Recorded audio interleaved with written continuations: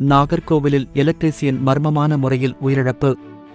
கன்னியாகுமரி மாவட்டம் நாகர்கோவில் வடசேரி பகுதியைச் சேர்ந்தவர் கார்த்திக், வயது 33.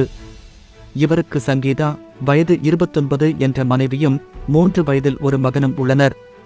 சங்கீதா கடந்த சில தினங்களுக்கு முன் தனது தாயார் வீட்டுக்கு சென்றுள்ளார்.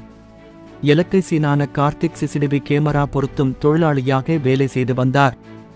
இவர் தினமும் நண்பர்களுடன் சேர்ந்து மது அருந்துவது வழக்கம். இதேபோல் நேற்று மதியமும் நண்பர்களுடன் சேர்ந்து கார்த்திக் மது அருந்தியுள்ளார். பின்னர் அவர் வீட்டின் அருகில் உள்ள மேலகலங்கடி சந்திப்பில் பேச்சு மூச்சு இல்லாமல் கிடந்துள்ளார். இதை பார்த்த அங்கு நின்றவர்கள் அவரை ஆட்டோவில் ஏற்றி அவரது வீட்டின் அருகில் உள்ள ஒரு கோவிலில் கிடத்திவிட்டுச் சென்றுள்ளனர். பின்னர் அவரது தாயார் வந்து பார்த்தபோது கார்த்திக் பேச்சு மூச்சு இல்லாமல் அசைவின்றி கிடந்துள்ளார். உடனே அவரை தாயாரும் உறவினர்களும் சேர்ந்து ஆட்டோவில் ஏற்றி வடசேரியில் உள்ள ஒரு தனியார் மருத்துவமனைக்கு அழைத்துச் சென்றனர். பின்னர் அங்கிருந்து மேல் சிகிச்சைக்காக வேறொரு தனியார் மருத்துவமனைக்கு கொண்டு சென்றனர். அங்கு அவரை பரிசோதித்த டாக்டர்கள் கார்த்திக் ஏற்கனவே இறந்துவிட்டதாக தெரிவித்தனர். இதை கேட்ட குடும்பத்தினர் கதறி அழுதனர். பின்னர் கார்த்திக்கின் உடல் பிரேத பரிசோதனைக்காக ஆசாரிபள்ளம் அரசு மருத்துவக் கல்லூரி மருத்துவமனைக்கு அனுப்பி வைக்கப்பட்டது.